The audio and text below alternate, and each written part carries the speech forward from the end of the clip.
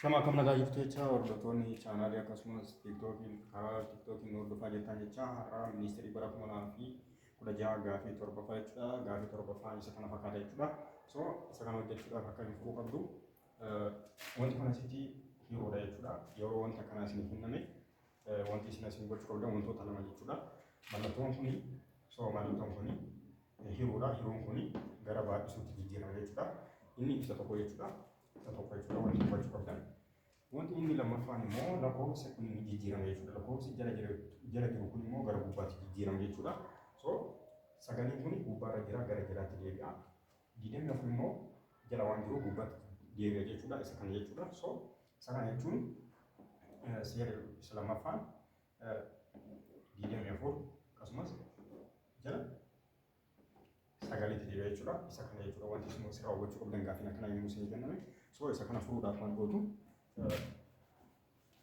isa kana beekuu qabdu jechuudha. Akkuma isin agarsiise isa kana furuudhaaf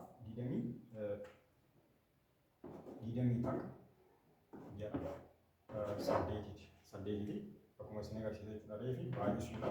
So isin booda meeqa diidamii afur jala sagaleeti jechuudha.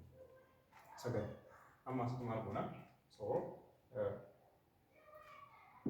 kana isinis kanaanis balleessuu hin dandeenyu, anaanis balleessuu hin dandeenyu jechuudha. So asitti diidamii takka sadii irra jechuudha. Diidamii takka sadii gaafa irra meeqa ta'a jechuudha. So negatiiva torba ta'a jechuudha. Negatiiva torba jala isin booda sagalillee meeqa irra jechuudha? Sadiif jechuudha.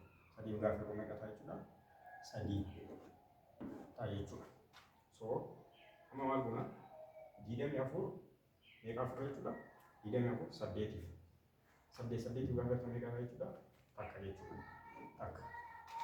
Diidamii afur saddeetiif gaafa irra meeqa ta'a jechuudha? Sadii ta'a jechuudha. Sababiin isaa sadii baay'isuu saddeetii diidamii afur nuuf fida jechuudha. Gaafa isa meeqa ta'a jechuudha? Sadii. Kanaafuu maal gootu? Ni baay'isu jechuudha. Baay'isu.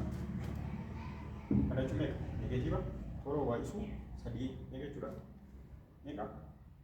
Negatiiva diidamii tokko jala meeqaafi jala sadii.